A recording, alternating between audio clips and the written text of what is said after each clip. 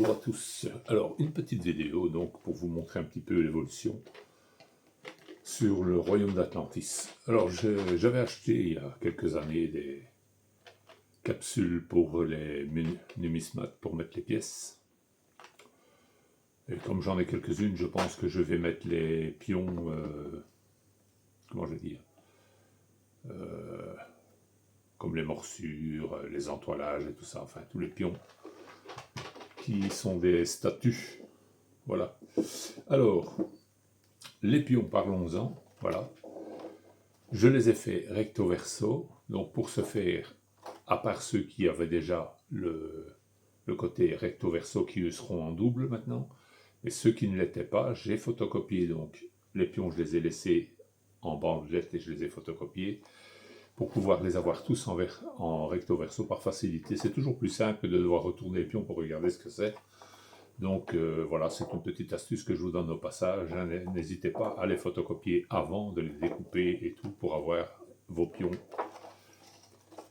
Il y en a 130 à peu près.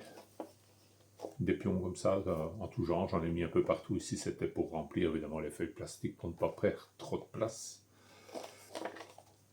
Mais vous voyez, ça évolue. Donc j'ai plastifié déjà toute une partie. Je les ai laissés en tas. Je vais vous dire pourquoi, parce que je mets toujours, quand je fais des gros plastifiages comme ça, surtout pour faire des cartes et tout ça, je mets toujours une plaque dessus avec du poids et je les laisse passer une nuit complète pour refroidir. Une fois que je les ai faits, je les mets directement en tas et je les aplatis à fur et à mesure et je les laisse une nuit comme ça pour qu'ils soient le plus plat possible. Bon. On va peut-être me dire que c'est idiot, mais je vous garantis qu'il y a une différence entre des plastiques qui sont restés bien à plat avec du poids dessus et ceux qui sont restés directement comme ça, sans rien faire dessus. Voilà. Donc j'ai plastifié les cartes, mais je pense que je vais probablement trouver quelque chose à mettre au dos pour que ça soit un peu plus rigide, parce que je trouve ça un peu souple. Maintenant, je ne sais pas, je verrai une fois que c'est découpé, évidemment, qu'est-ce que je vais faire au juste. Je pense mettre un carton collé dessus. Le tout, c'est d'arriver à coller le carton sur du plastique. Donc, je ne sais pas encore qu'est-ce que je vais faire. Voilà, donc vous voyez tous les personnages. Alors, les personnages, je ne les ai pas collés en recto verso, parce qu'après avoir demandé le renseignement auprès du créateur du jeu, il m'a dit que les personnages pouvaient être utilisés de la même guilde, donc 2 archers ou 2 guerriers, comme ici par exemple, vous pouvez les utiliser ensemble. Bon, au départ, il conseille d'en utiliser un de chaque sorte, mais par la suite, si vous avez envie d'avoir 2 guerriers, une fille et un garçon, ben vous pouvez. Il n'y a rien qui stipule dans la règle que vous ne pouvez pas choisir vos personnages. Donc, si vous les mettez évidemment recto verso, ben, vous prendrez l'un ou l'autre, mais vous ne saurez pas utiliser les deux. Donc ça, voilà, donc ça c'est pour les personnages. Alors j'ai plastifié également le plateau. Au début, je pensais ne pas le faire pour ne pas avoir de reflet. Je vous l'avais expliqué que je trouvais ça sympa qu'il n'y avait pas de reflet. Mais après coup, je me suis dit que les coller simplement sur un carton comme ça, c'est du papier et à l'usage, je ne sais pas ce que ça allait donner. Donc je me suis dit que c'était peut-être préférable de les plastifier. Maintenant, je pense que eux aussi, je vais les coller sur un support un peu plus rigide pour avoir quelque chose de plus joli. Je ne sais pas encore, je n'ai pas encore choisi. Alors, des pièces, il y en a une vingtaine. Donc, je pense même qu'il y en a 20, carrément. Si j'ai bonne mémoire, il me semble que c'est ça que j'ai vu. Voilà. C'est pour vous dire qu'il y a quand même un peu de boulot derrière. Et alors, quand vous plastifiez double peine, vous les avez découpés une fois pour les avoir, bien entendu, séparés. Et après, vous allez devoir les redécouper une fois plastifiés, de nouveau pour le même principe. Mais bon, ça prend un peu de temps, ça c'est sûr. Pour faire tout ça, j'ai mis à peu près 3h30, 4h. Voilà, donc vous voyez, tout est plastifié. Comme ça, en même temps, d'ailleurs, vous voyez bien toutes les pièces et tout. Et le plastique fait ressortir les couleurs. Bon, elles sont déjà jolies, je veux dire, quand elles sont dans le livre, mais plastifiées comme ça rehausse un peu comme ça les couleurs. Vous voyez, il y a un peu de tout hein, comme pièce. J'en profite pour vous les montrer. Hein. Comme ça, vous voyez un peu le contenu du jeu de façon un peu plus élaborée. Voilà, ça c'est la grande pièce. Et alors, j'ai plastifié ici, bien entendu. Donc ça, c'est pour pouvoir marquer. Après, au Villedin, lui, je pense que je vais le laisser comme ça, pas trop épais. C'est pas la peine d'avoir quelque chose Une feuille comme ça, c'est juste pour pouvoir écrire dessus avec du lait. Comme ça, c'est facile à effacer, vous pouvez laver, c'est du plastique, donc il n'y a pas de souci. Ça, ce sont les pions qui sont avec des sorts. Je les ai refotocopiés pour faire un recto verso aussi, vous voyez. Comme ça, quel que soit le sens où il est dans la boîte, directement, je vois ce que c'est. Il ne faut pas chaque fois retourner, regarder qu'est-ce que c'est, je ne les ai pas mis dans le bon sens. Alors, les cartes.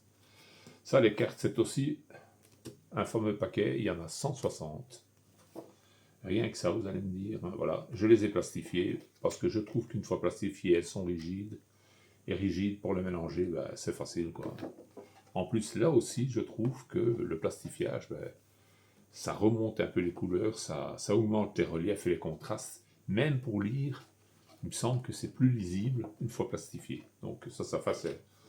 Comme dirait l'autre, ça n'engage que moi, mais bon. Voilà, donc je vous montre un petit peu par la même occasion. Je vais le mettre dans l'autre sens. Je vais changer.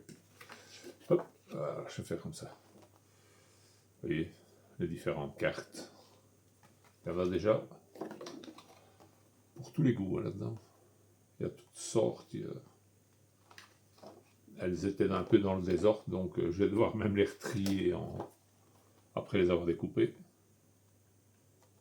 Vous voyez, elles sont belles et les couleurs sont ravivées par le plastique, je trouve. Et déjà au départ, il y a un grand travail de présentation et de décoration sur ces cartes. Il faut dire ce qu'elles sont réussies. Voilà.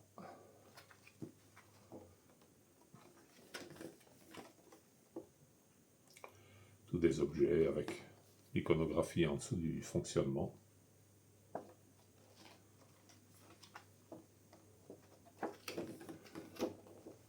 Il y a un peu de tout, hein, des boucliers, avec des armures, des cottes de mailles, des épées, des haches, des potions. On trouve de tout et dans toutes sortes de catégories. Il y a objets de base, mais il y a des objets communs ici. Vous changez un petit peu le style, vous voyez. Armure de cuir légère. Les boîtes vides, ça fait penser un peu à HeroQuest, la carte, il n'y a rien ici. C'est un peu ça, quoi. À mon avis, il y a des choses qui sont tirées comme ça de gauche et de droite. Voilà, la carte trésor. Ici, pour l'essentiel, apparemment, c'est les potions. L'araignée. Alors, bien entendu, donc j'ai fait comme il a dit. Je me suis contenté de les couper sur la longueur et de les plier. Ils sont prévus pour. Hein. C'est pour ça qu'il y a un petit bord blanc sur le bas. Mais comme elles ont tous un bord blanc, c'est pas gênant. Et un conseil, mettez toujours donc le côté fermé. Vous mettez donc le pliage du côté fermé. Pour que quand le rouleau passe dessus, il étende bien votre truc. Que si vous le mettez dans l'autre sens, vous risquez qu'il y ait un décalage et que vous finissez par avoir un genre de bulle d'air. Vous voyez, il faut mettre vraiment la pliure. Donc, si vous le pliez donc, comme ceci, eh bien, vous la coincez dans le plastique comme ça. De façon à ce que vraiment le pli s'aplatisse et s'étire sur la longueur sans rien faire, sans gêne, sans occasionner une bulle d'air ou quoi que ce soit, quoi.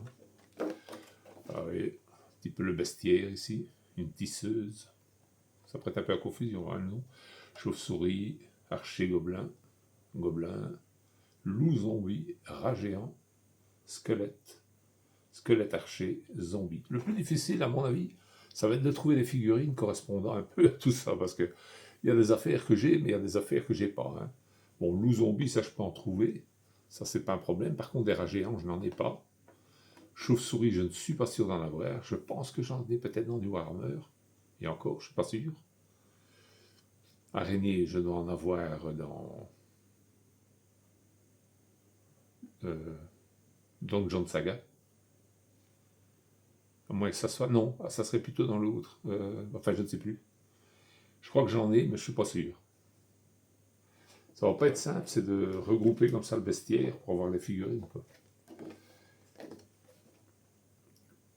Et s'il faut acheter toutes les figurines, il y en a déjà quelques-unes, à l'air de rien. Ouais, figurines, alors ça, ce sont les cartes des salles, hein, du donjon même. Salle secrète, donjon classique. Voilà. Là aussi, elles sont plus lisibles, plastifiées. Parce que je faisais la remarque, je regardais la carte, bon, c'était lisible, mais certaines, il fallait vraiment faire attention, que ici, on voit à peu près tout correctement. Une fois plastifié, ça fait vraiment ressortir les différentes lignes. Encore des cartes de donjon, et hop, c'est tout dans toutes les salles qu'on a vues tantôt. Hein. Et elles sont numérotées, c'est ça qui est bien. Donc vous avez la carte, vous avez le numéro de la salle, ça ne va pas vous tromper. Hein. Celui qui se trompe, là, c'est qu'il a bien un coup avant. Hein. Alors les différents sorts. Bon, je suppose que ça, c'est les sorts d'eau. Hein. Ou d'air, peut-être.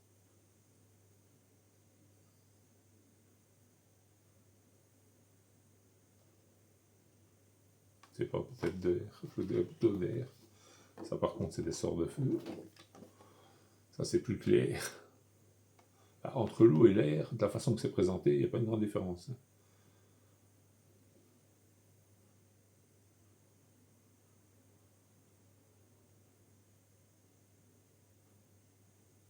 Ah, c'est du gel. Peut-être un peu les deux, peut-être de l'eau et de l'air. Objet légendaire. Habilité. Toujours des sorts.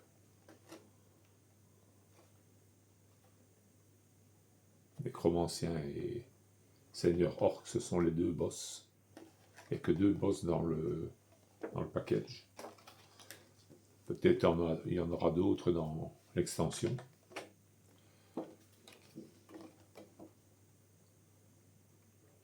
Alors aussi, si vous allez sur le site de notre ami des figurines et des jeux, vous pouvez récupérer la fiche du druide aussi, et d'autres petites choses. Allez voir, ça vaut la peine, hein, surtout si vous avez fait les frais d'acheter le jeu.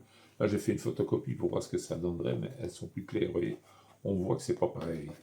C'était par simple curiosité, puis je l'ai plastifié parce que je l'ai fait. Je me suis dit, je vais voir si le plastique va pas rehausser un peu la couleur, mais non. Ma photocopieuse, les couleurs sont un peu... À mon avis, je commence à en manquer. De toute façon, j'ai jamais des couleurs aussi fortes. Hein. Mais voilà, vous voyez. Donc voilà, il me reste plus qu'à tout redécouper. Et puis après, je vous dis certaines choses comme les salles, j'aimerais bien les remettre sur un support un peu plus épais. Les salles et les cartes de joueurs. Donc ceci, voilà. Je voudrais bien les remettre sur quelque chose de plus... Parce que je trouve que c'est un peu faiblard, quoi. Ou alors peut-être coller, je sais pas, un feutre derrière, autocollant. Là, acheter du feutre autocollant qui va rigidifier un petit peu et qui va empêcher que ça colle au support. Je sais pas. Parce que je trouve ça un peu cheap, quoi. Pour les cartes, c'est bien parce que c'est suffisamment rigide. Et les cartes, rien ne vous empêche encore, même en ayant été plastifiées comme ça, de les sliver. Comme elles sont déjà un peu plus rigides, ben, slivées, elles vont être encore plus rigides, je veux dire. Voilà, comme ça vous avez un petit aperçu donc du jeu, des efforts à fournir pour arriver à le monter le jeu. Alors oui, j'ai commencé pour faire un essai avec les pions personnages. Mais je pense que je vais mettre, donc puisque je les ai en double, je pense que je vais mettre une volée de monstres dedans pour les tirer au sort. Et voilà. J'ai juste les coins à couper un petit peu. Je pensais les mettre dedans pour pouvoir m'en servir pour jouer, mais vous voyez, ça déborde un petit peu. Alors ça va gêner. Je ne sais pas si ça va être très pratique, parce que c'est un peu débordant. Il vaut mieux carré, même si c'est un peu plus plat, pour pouvoir utiliser le jeu en attendant d'avoir les figurines adéquates. Mais donc, voilà, j'ai fait un essai, quoi.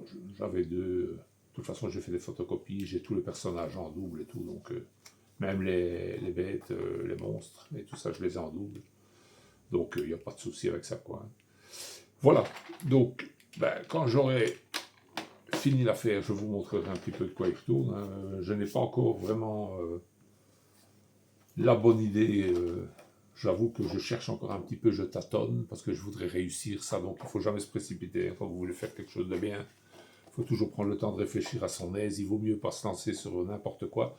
J'avais même fait, je crois qu'elle est là-dedans, j'avais fait un essai. Ouais, elle est ici. Voilà, j'avais fait un essai de plastifier avec une feuille de carton. Mais le plastique n'a pas collé comme il devrait. Il était un peu... c'est un peu bizarre, ça n'a pas tenu. Sinon, voyez, ça, c'était pas bien, c'est une photocopie, hein, c'est pas une pièce originale, hein. La pièce, elle est dans le paquet, mais ça, c'est la photocopie.